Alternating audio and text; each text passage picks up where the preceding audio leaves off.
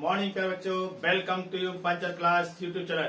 बच्चों आज बहुत इंपॉर्टेंट टॉपिक्स लेके आए हैं जिसका नाम है परावर्तक दूरदर्शी।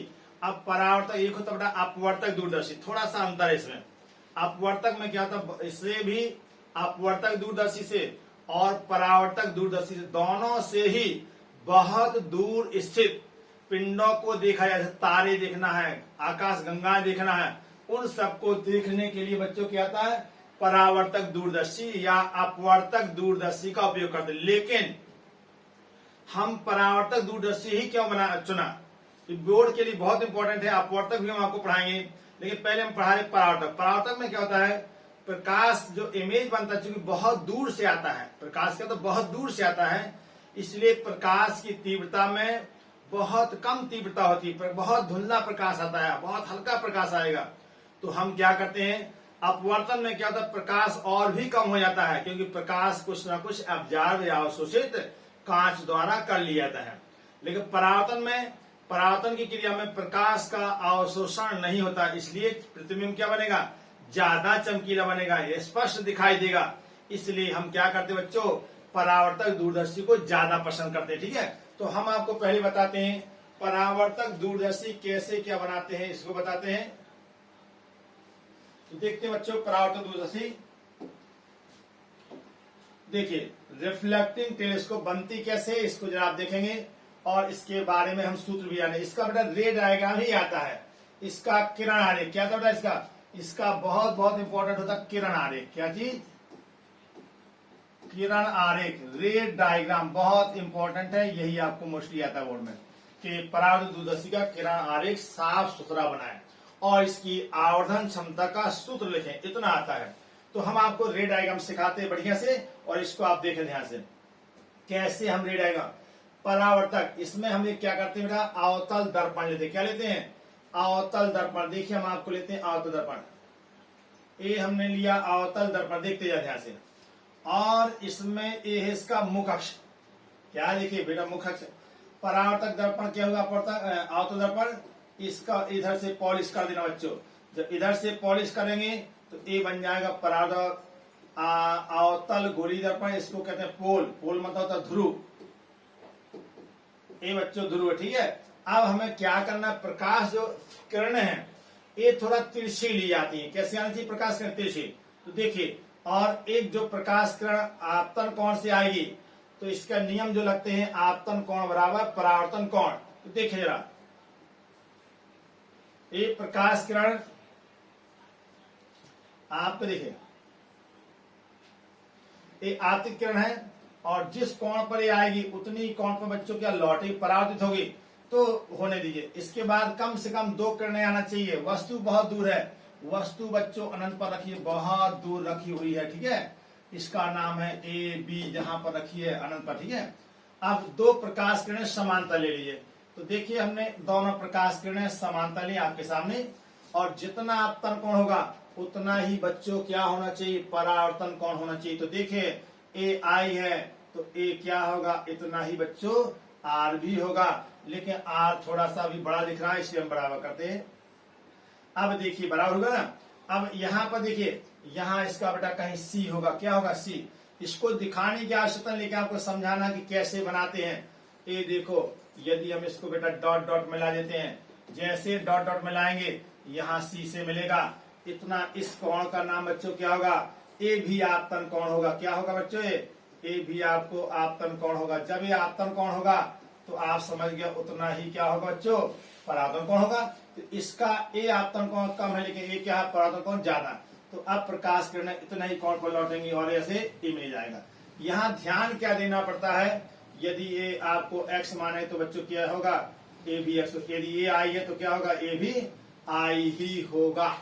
ठीक, ध्यान क्या देना पड़ता है इस चित्र को बनाने में, दोनों प्रकाश किरणें मिलने के पहले, मिलना नहीं चाहिए, मिलने के पहले एक समतल दर्पण पर डालते हैं। तो देखो बच्चों, ये हम समतल दर्पण आपको दिखाते हैं। देखिए समतल दर्पण आपको दिखाए, यहां पर थोड़ा ये हमने समतल कितने कोण पर होता है, ये जो समतल दर्पण होगा ये बच्चों मुख अक्ष से कितने का कोण, 45 अंश के कोण पर बना, ठीक है, रखा जाता है, फिक्स रहता है। अच्छा, अब देखो प्रकाश किरणें जब बेटा टकराएंगी क्या होगा, प्रकाश किरणें जैसे इससे टकराएंगे, अब आप समझ गए टकराएंगी तो क्या रुकी रहेंगी, नहीं।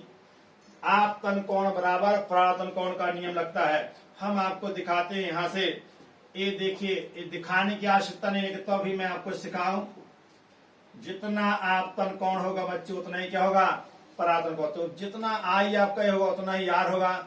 इस प्रकार आप देखेंगे रे, हमारी रे डायग्राम कैसे बनेगी। अच्छा, हम थोड़ा कलर बदलते हैं और आपको दिखाते हैं कि जो कैसे हम बिल्कुल सही रे डायग्राम बनाए। देखो जरा,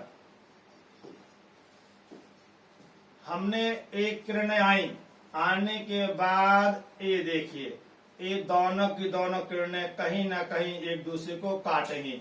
अब काटेंगी तो आपका इमेज बन गया। जब इमेज बन गया तो अब क्या करते हैं, इसके बाद देखो बच्चों, एक होगा आपका नेत्रिका लेंस। और नेत्रिका लेंस कैसे होगा जरा देखिए, उसकी विशेषता क्या है नेत्रिका लेंस की, आप भी जाने। ये विशेषता क्या है बच्चों, इसकी विशेषता होता है दोनों के अक्ष, एक है गोली अवतल दर्पण, एक है अवतल लेंस, इन दोनों के जो है अक्ष एक दूसरे के लंबवत होते। देखिए 90 का कोण बना बच्चों, नहीं बन रहा, ठीक है। अच्छा, अब हम क्या करते हैं, यहां पर बच्चों नेत्रिका लेंस, यहां नेत्रिका लेंस है, देखिए ये नेत्रिका लेंस होता है, ये हमने नेत्रिका लेंस बनाया। जो प्रकाश किरणें यहां से आने, रुके देखो, जब आएंगी आगे बढ़ेंगी तो देखिए यहां तक तो इमेज हमारा बन चुका। अब इसके बाद है, इसके बाद जैसे किरणें आगे बढ़ेंगी, देखो हमने आगे बढ़ाई, अब देखो बच्चों प्रकाश किरणें आगे बढ़ रही हैं, बढ़ रही। अब क्या होगा, ये देखिए जरा ध्यान से, इसका कहीं ना कहीं जितना एफ यहां पर होगा एफ ई, और उतना ही बच्चों एफ ई, जितना लेंथ ये होगा उतना ही लेंथ बच्चों यहां भी होना चाहिए। तो यहां पर हमने क्या माना, एफ ई मान लिया। प्रकाश किरणें जो सीधे आती हैं, ये बेटा कहां से आएंगी, फोकस बिंदु से होकर जाए समांतर किरणें, ये देखो फोकस से गई कि नहीं, बिल्कुल गई। और एक प्रकाश किरण कहां बेटा, प्रकाश से केंद्र से जाएंगी। जैसे प्रकाश से केंद्र से आएंगी, ये प्रकाश किरणें एक दूसरे को काटेंगे नहीं, क्योंकि ये डाइवर्जिंग नेचर है। प्रकाश फैलने लगा, अब जब फैलने लगा, अब आप समझ गए होंगे कि जब प्रकाश फैलेगा तो आगे मिलेगा नहीं, जब नहीं मिलेगा तो इनको क्या करते हैं बच्चों, इसको हम पीछे को ले जाएंगे, प्रकाश किरणों के पीछे, चूंकि आभासी इमेज बनेगा तो इसका डॉट डॉट देखिए, इस प्रकार आपने जहां भी बेटा काटे, जबरदस्ती कटाने की आवश्यकता नहीं, खुद काटेगा। और ये देखिए एक प्रकाश किरण आ रही,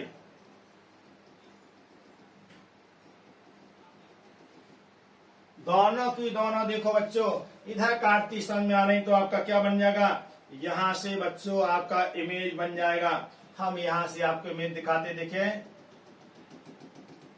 हमने थोड़ा अलग कलर रंग इसलिए पसंद किए ताकि आप इसको बढ़िया से देख सकें।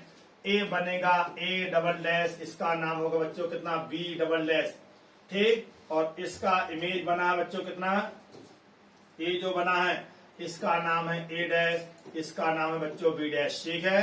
अच्छा, ये आपका रे डायग्राम तैयार। लेकिन एक प्रकाश किरण बच्चों और देखो, अभी ये पड़ी है, ये पड़ी तो ये भी मुड़ेगी, ऐसा नहीं है कि अब आपका ये प्रकाश किरण मुड़े ना, ये भी आपकी जाएगी। कहां से होकर जाएगी अभी दिखाते हैं।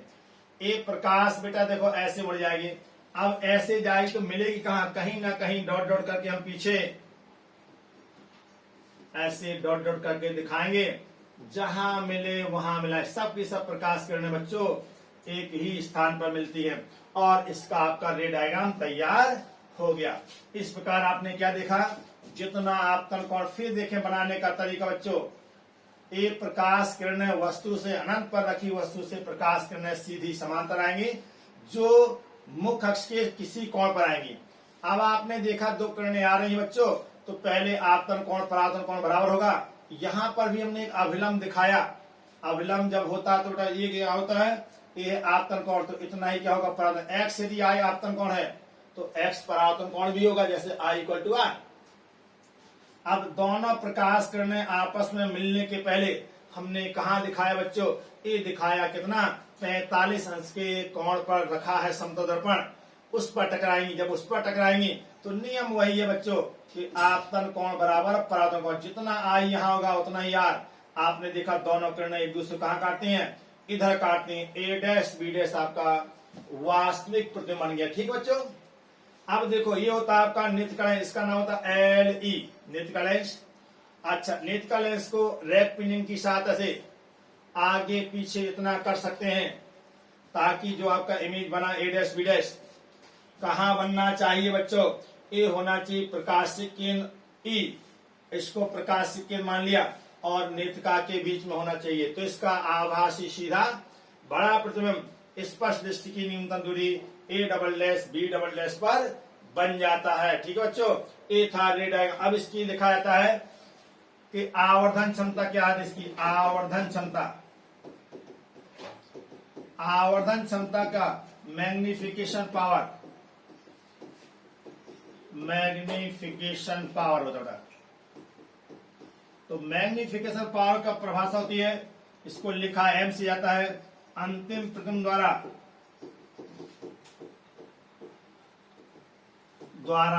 आंख पर दर्शन कोण, आंख पर दर्शन कोण। और इसके बाद होता बच्चों के चीज वस्तु द्वारा आंख पर बना दर्शन कोण। सूत्र वही होता है बीटा बाई अल्फा। और इसका निगमन नहीं करना, इसका देखो सीधे सीधे पढ़ना बच्चों। आपको क्या पढ़ना है, श्रांत आंख के लिए क्या पढ़ना बच्चों, श्रांत। बस मेन इसका रे डायग्राम है, जो रे डायग्राम आपको एकदम साफ साफ समझ में आ गया होगा कि कैसे रे डायग्राम था। इसको प्रैक्टिस कर ली, बोर्ड में बहुत इंपॉर्टेंट है, यही पूछा जाएगा बच्चों। श्रांत आंख के लिए आप देखेंगे क्या सूत्र बनेगा बेटा, एम बराबर आवर्धन क्षमता, आवर्धन क्षमता बनेगी एम बराबर सीधे minus F O by F ही बनता है इसके लिए। ठीक है, और एक हम डेरिवेशन आपको बताएंगे, परावर्तक दूरदर्शी के अलावा अपवर्तक दूरदर्शी है, वहीं से सूत्र लिया था एम बराबर माइनस एफ ओ, यही था आपका बोर्ड के लिए डायरेक्ट फॉर्मूला। तो केवल और केवल रे डायग्राम ही आता है। इससे बच्चों इसको आप अपने दोस्तों को भी बताइए, आप भी देखें, अपने दोस्तों को बताइए। बहुत बहुत सही ढंग से बताया, पूरा नियम कानून बताया कि किस ढंग से रे डायग्राम बनाया जाता है। बहुत लोग क्या करते हैं, सीधे अकोड़ बकोड़ खींच देते हैं, जो गलत होता है, बच्चे परेशान हो जाते हैं। ठीक है, उससे आपको बचना है। और ये क्वालिटी वाला वीडियो बेटा आप अपने दोस्तों को बताइए ताकि वो दोस्त भी आपके बहुत आसानी से सीख जाएं और आपको बधाई दें। धन्यवाद बच्चों।